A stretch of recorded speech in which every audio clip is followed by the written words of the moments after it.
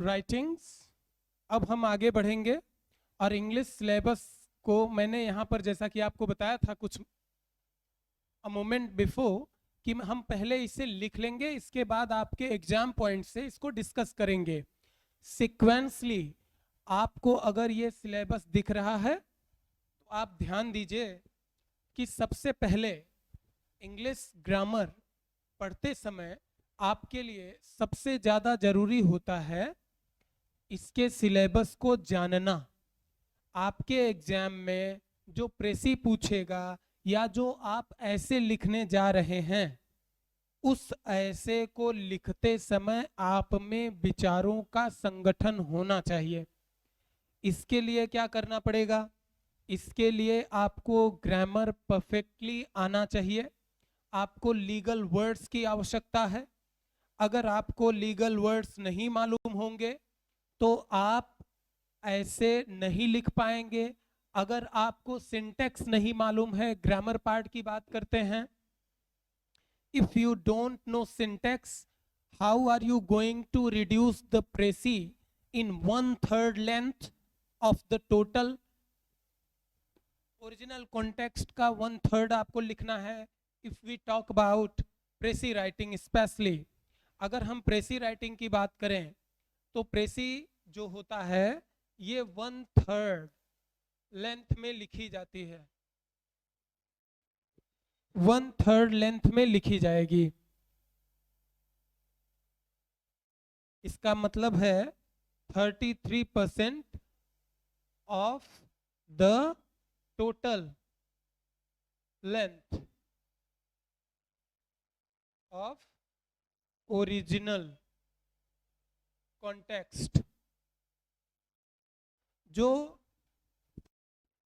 पूरा पैसेज दिया हुआ होता है जिसका आपको प्रेसी लिखना होता है, उसका जो लेंथ होता है उसका 1/3 आपको करना होता है। Ideal precis goes but not exceeds 33%, not exceeding 33%। हमने यहाँ पर एक्सीडिंग यूज किया है आईएनजी फॉर्म। इसका मतलब है आपको डिटरमिनर भी पढ़ना है ग्रामर में। एक आपको आके डिटरमिनर भी पढ़ना है, डिटरमिनर्स। एंड ये जो वर्ब है इसे हम basic plus advance 2 comprehensive lecture में कंप्लीट करेंगे। सबसे जरूरी बात तो हम नहीं बता सकते ग्रामर के लिहाज से, आपके तैयारी के लिहाज से मैं ये नहीं कहूंगा कि सबसे जरूरी पार्ट कौन सा है। मेरे इस ये कहने के पीछे एक रीजन ये भी है कि हम सभी पार्ट्स को जरूरी लेकर के चलते हैं, किसी का महत्व कम और ज्यादा नहीं है। सीक्वेंस में एक बार देख लीजिए। सबसे पहले आपको पार्ट्स ऑफ स्पीच टच करना है। आपको छोटी छोटी बातों से परिचित होना होगा। पार्ट्स ऑफ स्पीच में सबसे पहले आप पढ़ेंगे नाउन। नाउन और इसके काइंड को पढ़ने के बाद आप प्रोनाउन पढ़ेंगे। प्रोनाउन के बाद एडजेक्टिव, उसके बाद वर्ब। यहां पर आकर के हम कह सकते हैं कि वर्ब एक इंपॉर्टेंट टॉपिक है आपकी तैयारी के लिहाज से। वर्ब बहुत ही इंपॉर्टेंट टॉपिक है। वर्ब को 2 लेक्चर में कवर किया जाएगा। एक तो सामान्य तरीके से आप वर्ब से परिचित होंगे कि वर्ब कितने किस्म की होती है। वर्ब में हम स्टेटिव वर्ब किसे कहते हैं, किसे एक्शन वर्ब कहते हैं, कौन सी वर्ब पोजीशन को बताएगी, वर्ब के तीनों पर्पजेस को ये कैसे सर्व करती है, इस पर हम चर्चा करेंगे। एक लेक्चर होगा इस पर और बहुत ही कॉम्प्रिहेंसिव होगा। You will come to know that what is an action verb, what is a possessive verb, and also come to know about the stative verb। तो हम वर्ब के तीनों रूप से और उसके तीनों कामों से परिचित होने के बाद एडवांस वर्ब की जब हम बात करते हैं तब हम बात करेंगे वर्ब का एडवांस लेवल। जब हम लोग पढ़ने लगेंगे तो इसमें हम पढ़ेंगे पार्टिसिपल्स, जीरंड एंड, जिनका यूज सबसे ज्यादा होता है पीसीएसजे एग्जाम्स में। आप हेडलाइंस लिख रहे हैं, हेडिंग लिख रहे हैं, इंट्रोडक्टरी पार्ट ऐसे का, वहां पर आपको प्रेजेंट पार्टिसिपल्स बहुत ज्यादा यूज करना होता है। आप इन बिटवीन किसी लेख में हैं, descriptive writing demands participles at present participle, past participle and perfect participle along with gerund and infinitive। तो infinitive हमारे लिए बहुत ही जरूरी होता है, gerund होता है और participle। participle तीन होते हैं, present participle, past participle जिसमें हम ed फॉर्म यूज करते हैं, और हम आपको ये भी बताएंगे कि जो verbs ईडी फॉर्म से पास्ट पार्टिसिपल बनते हैं उन्हीं को हम रेगुलर वर्ब भी कहते हैं। अमूमन 99.99 केसेस में ऐसा होता है कि वही वर्ब रेगुलर वर्ब भी होती हैं, and rest of the verbs are irregular except the exceptions. क्योंकि अपवाद हर जगह पे हैं, तो कुछ ऐसे शब्द हैं जो अपवाद हैं, अदरवाइज उनके बारे में चर्चा करके हम आगे बढ़ेंगे। अब जैसे आपने देखा कि नाउन और प्रोनाउन दोनों पढ़ लेने के बाद इनको क्वालिफाई करने वाला एक टॉपिक है एडजेक्टिव, विशेषण, जिसका काम ही है संज्ञा और सर्वनाम की विशेषता बताना। इसको क्वालिफाई करेगा या मॉडिफाई करेगा। ठीक इसी प्रकार से जब आप वर्ब पढ़ चुके होंगे तो इसको भी क्वालिफाई करने के लिए एक शब्द है एडवर्ब। एडवर्ब अगर इसे हम अलग करें तो ये दो शब्दों से मिलकर बना है, एडजेक्टिव ऑफ वर्ब। तो ऐसा एडजेक्टिव, ऐसा विशेषण जो क्रिया की विशेषता बताने में सक्षम है, और इन दोनों शब्दों के, इसके एडजेक्टिव के एडी प्लस वर्ब के पूरे शब्द को जोड़ के एक नया शब्द बनता है, क्या? एडवर्ब। इसे हम बोलते हैं क्रिया विशेषण। ध्यान रखिएगा विशेषण शब्द यहां पर लगा हुआ है। ओके, आगे बढ़ते हैं। अब बात करते हैं हम प्रीपोजिशन की। हम ये नहीं कहेंगे कि 14-15 दिन चलेगा या इसका सेशन कितना लंबा होगा। हम आपको स्पेसिफिक डेज डिफाइन नहीं कर रहे हैं, लेकिन ये कह रहे हैं कि each and every topic which you are going to learn from me, it's going to be a very comprehensive lecture on each of them। सभी पर मैं बहुत ही comprehensive, बिना एक little bit लेटर छोड़े सभी कॉन्सेप्ट को क्लियर करते हुए आगे बढ़ेंगे। आप प्रीपोजिशन पढ़ेंगे एडवर्ब के बाद, तो प्रीपोजिशन आपका 10 to 14 डेज का वैसे होता है, लेकिन आपका जो है ये सेशन थोड़ा सा लंबा होगा। 1 घंटे का जो सेशन होगा या 1.25 घंटे का, जितना डिटरमाइन किया जाएगा मैनेजमेंट के द्वारा, तो इस कंटिन्यूअस क्लास में अप्रोक्सीमेट 10 to 12 क्लासेस में कंप्लीट होगा। Otherwise we would see it later. तो ये जो प्रीपोजिशन है आपका, ये सबसे इंपॉर्टेंट टॉपिक तो नहीं कहेंगे, लेकिन इतना इंपॉर्टेंट जरूर है कि आपकी इंग्लिश में होने वाले मिस्टेक से आपको बचा सके। यह व्यक्ति, वस्तु, स्थान, उसके एक्शन, भाव या उसकी सोच के दिशा और अवस्थिति, टेम्परामेंट को बताता है। राइट? अगर हम कहें कि आई एम गोइंग वाराणसी, तो ये सेंटेंस गलत होता है बिना टू रखे। वाराणसी मेरा डेस्टिनेशन है। सामने वाला जिससे हम बात करेंगे, I am the speaker first person, I am talking to you second person. हम आपको बताना चाहते हैं, I am just trying to let you know that for now my destination is Varanasi. I am prepared, I am just about to leave this place for Varanasi. मैं वाराणसी के लिए इस स्थान को छोड़ने वाला हूं, मतलब यहां से प्रस्थान करने वाला हूं। अब बिना टू लगाए, बिना टू प्रीपोजिशन के यूज के हमारा डेस्टिनेशन अधूरा है। मेरे डेस्टिनेशन को कौन बता रहा है? टू, प्रीपोजिशन है। जबकि तो बिना प्रेपोजिशन के आप एग्जैक्ट मैनर में बात करने में एफिशिएंट नहीं होंगे। आप सभी डबल ग्रेजुएट्स को हम एक और इम्पॉर्टेंट चीज बताना चाहते हैं, वो ये कि भाषा का जो काम होता है ये त्रिआयामी होता है, 3 डायमेंशनल। जैसे हम 3D वर्ल्ड में जी रहे हैं, ठीक इसी प्रकार से भाषा का काम भी 3D है। अब आप पूछिए कि ये 3D क्या है, तो मैं कहूँगा एक तो हो गया सामने वाला स्पीकर है, अंग्रेजी बोल रहा है, L2 लैंग्वेज 2 है, बोल रहा है, उसे सुनकर समझ लिए, तो एक आयाम तो ये हो गया। दूसरा ये हम समझ लिए तो क्या हम अंग्रेजी में उसका जवाब दे पा रहे हैं? अगर हम दे पा रहे हैं तो ये हो गया दूसरा डायमेंशन, यानी स्पीकिंग। और तीसरा ये है कि किसी ने कुछ कहा, हमने समझ भी लिया, उसको बता भी दिया। सामने वाले की डिमांड ये है कि लिखकर बताएं, लिखकर उसे उसका हम डॉक्यूमेंटेशन कर सकें इन योर ओन वर्ड्स।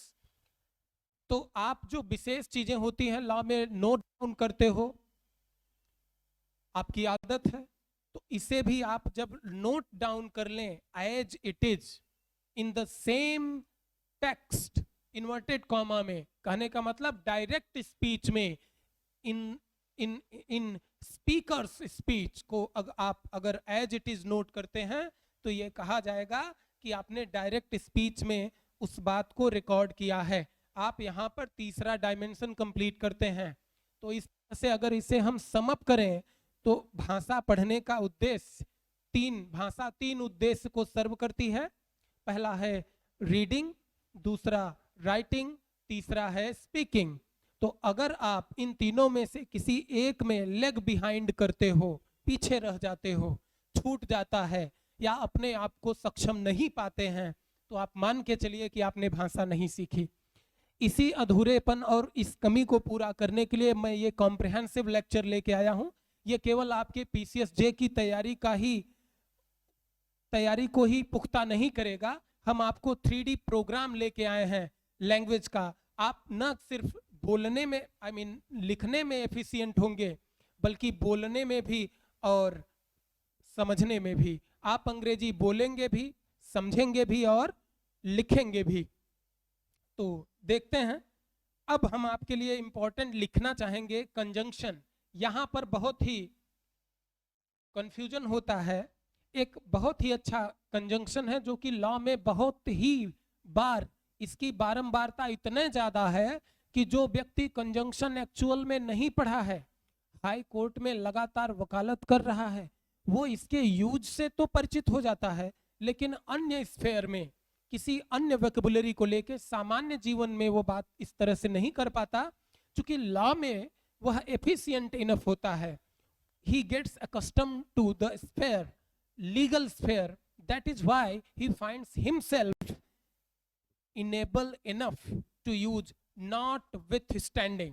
तो notwithstanding एक ऐसा कंजंक्शन है, एक ऐसा वर्ड है जो लॉ में ज्यादा बार यूज होता है और इसके ये एज अ कंजंक्शन यूज होता है। तो जितने कंजंक्शन होते हैं, and, but, so, if, but, whereas, इन सभी कंजंक्शंस का यूज आपके लिए बहुत ही महत्वपूर्ण होने वाला है। इसके बाद आप इंटरजेक्शन पढ़ेंगे और इस तरह से आपका पार्ट्स ऑफ स्पीच यहाँ पर सम अप हो जाएगा। हम यहाँ पर लिख दिए हैं एडिशनल ग्रामर में डिटर्मिनर्स।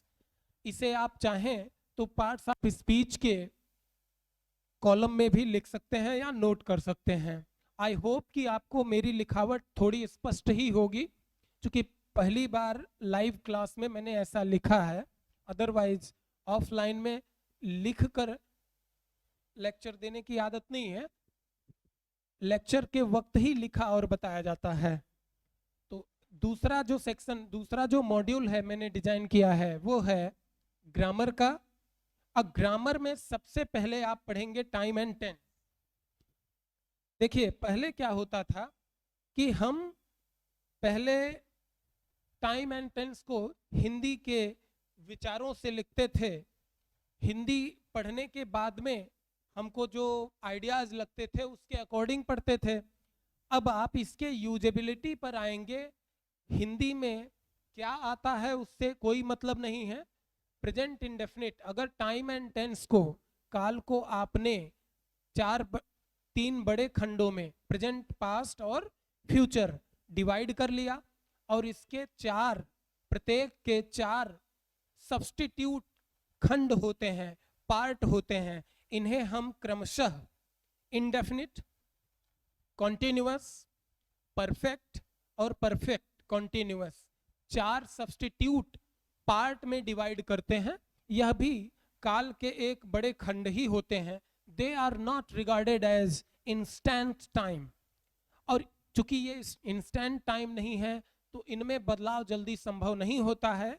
इनमें होने वाली घटनाओं का जो रिप्रेजेंटेशन है यह आमतौर पर स्थायी होता है। जैसे काल, समय तो बदलता रहता है।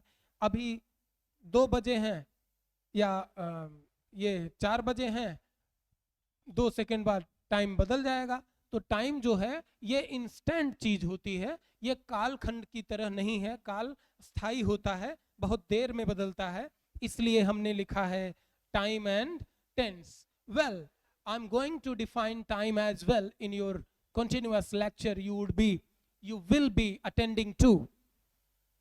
फर्स्ट ऑफ ऑल यहाँ पर देख लीजिए, टाइम एंड टेंस पढ़ने के बाद यहाँ पर सबसे कॉम्प्रिहेंसिव लेक्चर, सबसे जो बोरिंग लगता है स्टूडेंट्स को, उसको मैं सबसे इजी बनाऊंगा और वो पार्ट होगा प्रेजेंट इंडेफिनिट का।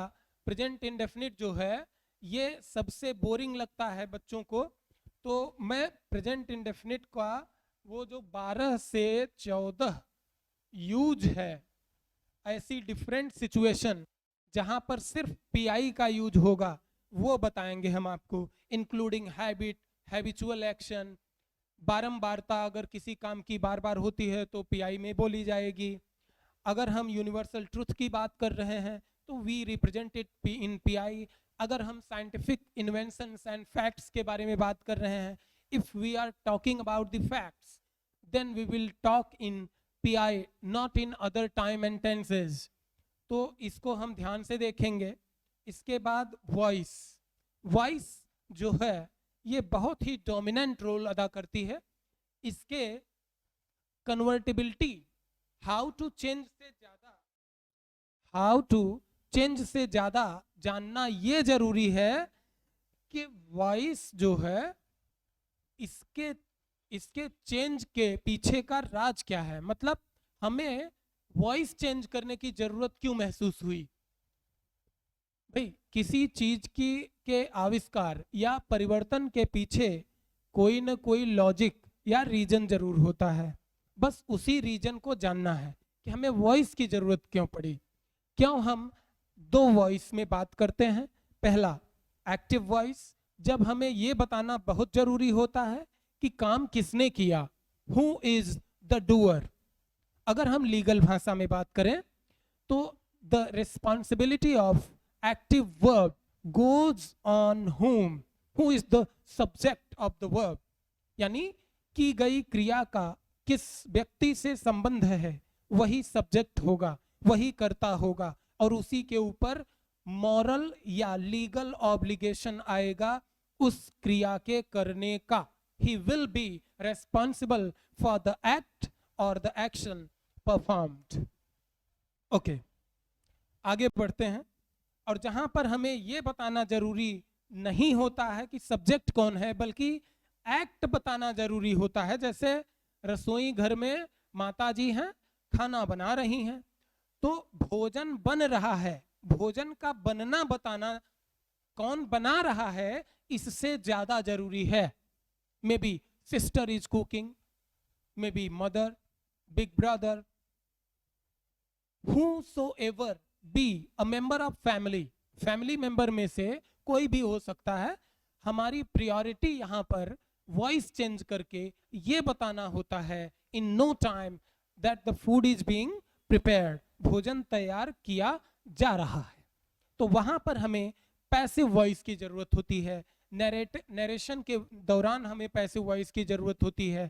मीडिया पर्सनल्स जो होते हैं वो पैसिव वॉइस का ज़्यादा यूज करते हैं। हम अपनी बात को बहुत आसान तरीके से अगर किसी को कहना चाहें in communication, then we need passive voice instead using active voice.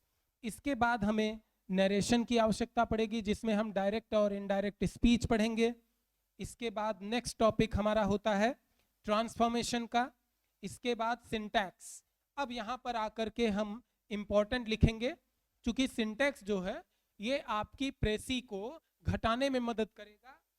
हम कहेंगे कि प्रेसी में मान लीजिए आपको 1/3 का लेंथ लेके चलना है। आइडियल प्रेसी डिमांड करती है कि आपका जो लेंथ हो ये 1/3 होना चाहिए।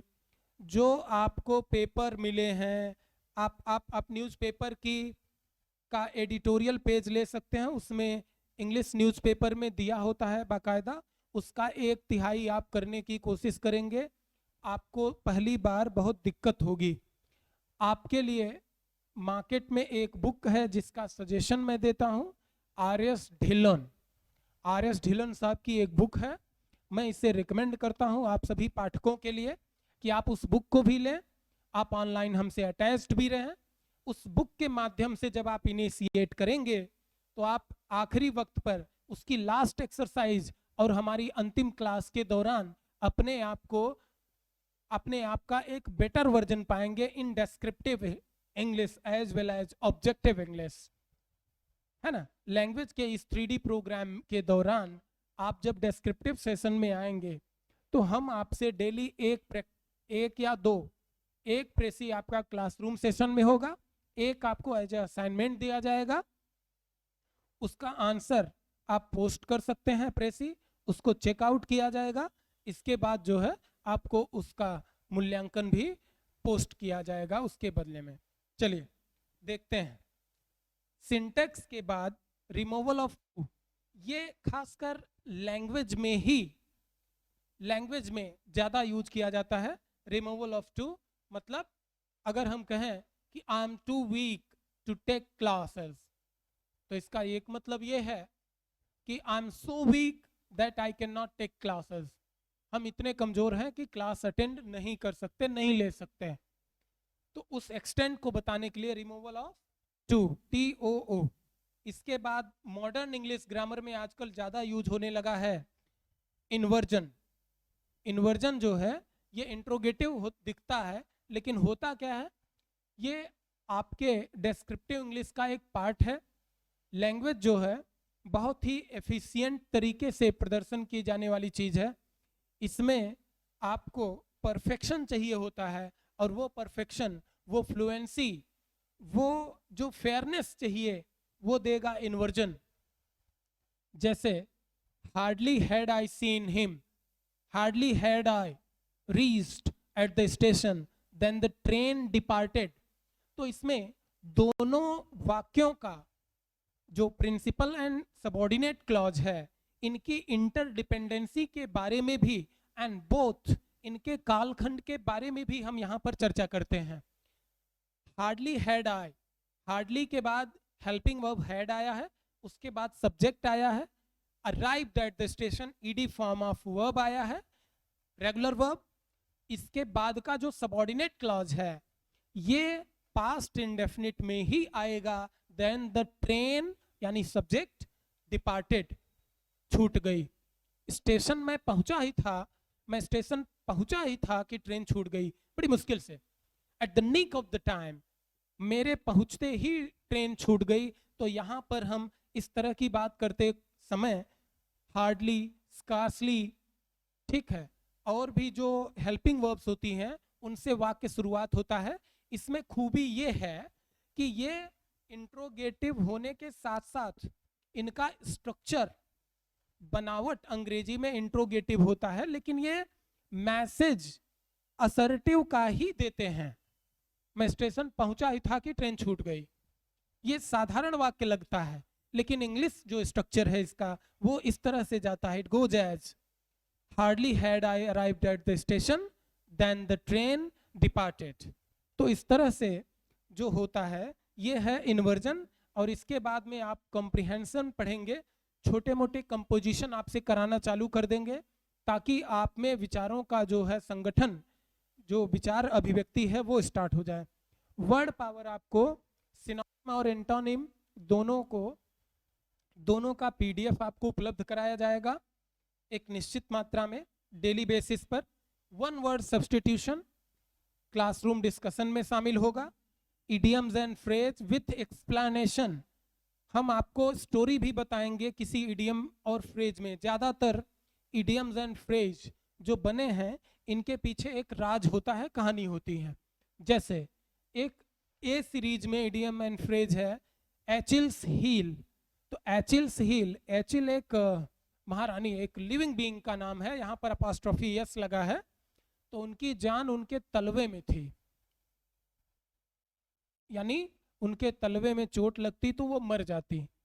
वहां से डिराइव किया गया है, ठीक, वेस्टर्न फिलॉसफी में ये मिलता है एचिल का नाम।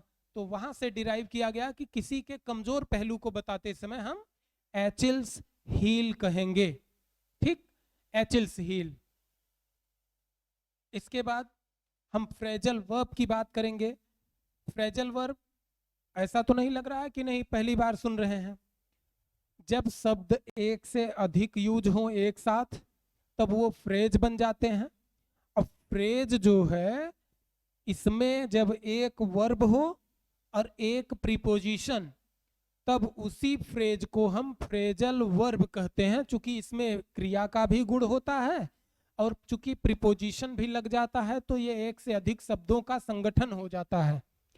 एक से अधिक शब्दों का संगठन हो गया तब ये क्या हो गया, फ्रेजल वर्ब या प्रीपोजिशनल वर्ब कहते हैं। ज्यादा क्लियरिटी के लिए आप इसे प्रीपोजिशनल वर्ब ही मान के चलें, प्रीपोजिशनल वर्ब। तो इसे हम प्रीपोजिशनल वर्ब ही कहेंगे। इसके बाद होमोफोन्स और मिसस्पेल्ट। मिसस्पेल्ट आपके एग्जाम पॉइंट से ज्यादा जरूरी नहीं होता है।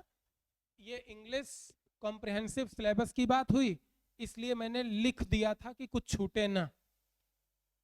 इसलिए प्रीपोजिशनल वर्ब की अगर हम बात करें तो जैसे आप एक वर्ब ले लीजिए लुक।